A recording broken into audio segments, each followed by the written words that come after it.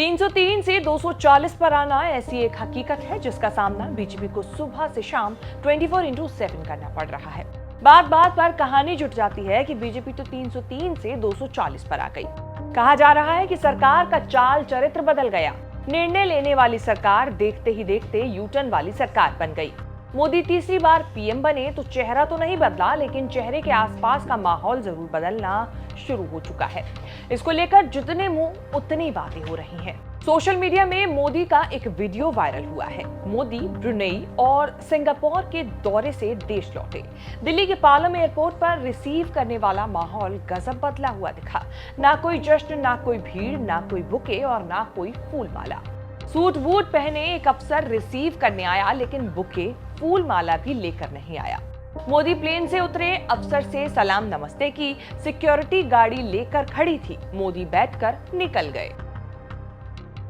Youth Congress अध्यक्ष श्रीनिवास बीवी ने मोदी के अराइवल का वीडियो शेयर करते हुए सोशल मीडिया पर लिख ही दिया कि 303 पर बीजेपी वाले एयरपोर्ट के बाहर वेलकम विश्वगुरु के बैनर लगवा देते थे।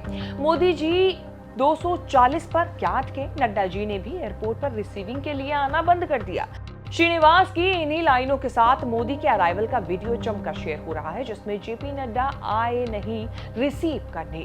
जेपी नड्डा की चर्चा इसीलिए हो रही है क्योंकि मोदी के विदेश दौरे से लौटने पर लंबे वक्त से बीजेपी अध्यक्ष जेपी नड्डा की रिसीव करने की ड्यूटी निभा रहे थे। ब्रुनेई और सिंगापुर और उससे पहले पोलैंड, यूक्रेन से भी लौटने पर जेपी नड्डा नहीं दिखे तो कांग्रेस को मौका मिल गया 303 से 240 वाला तंज कसने का।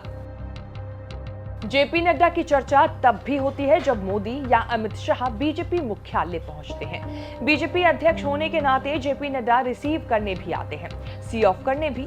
जेपी नड्डा अब बीजेपी अध्यक्ष के साथ केंद्रीय मंत्री भी हैं, तब भी अमित शाह को बाहर तक छोड़ने के लिए उनकी खिंचाई होती है।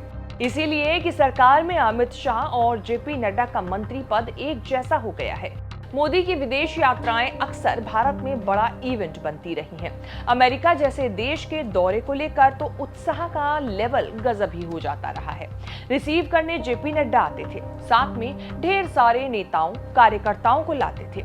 नगाड़ा, डांस, भांगड़ा सब कुछ होता था मोदी के स्वागत के लिए।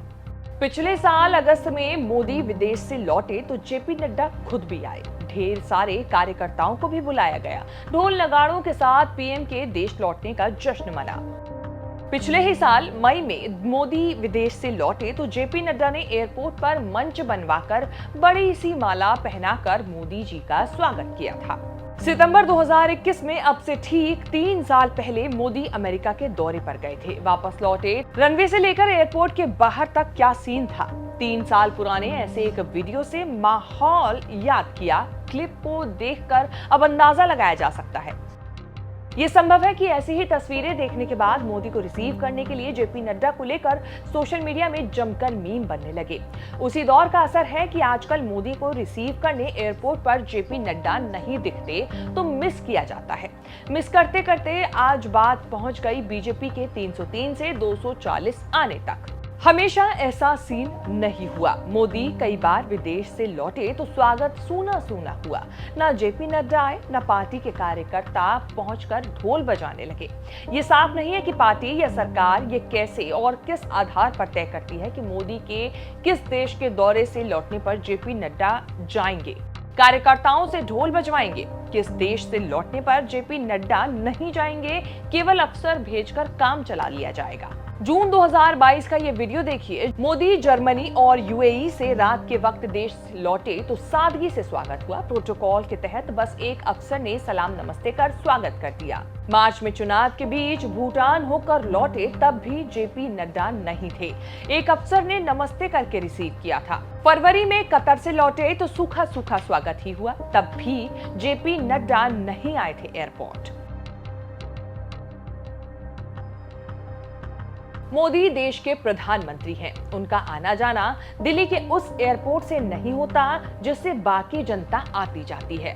मेन एयरपोर्ट के आसपास ही पालम टेक्निकल एरिया है। वहां एक एयरपोर्ट है जिससे पीएम का प्लेन लैंड और टेक ऑफ करता है। सेना या संवैधानिक पदों पर बैठे व्यक्तियों के ही लैंडिंग टेक ऑफ की इजाजत होती है। आम आदमी आसपास फटक तक नहीं सकता जब तक सरकार या पार्टी की मर्जी ना हो, वहां तक कोई भी नहीं पहुंच सकता।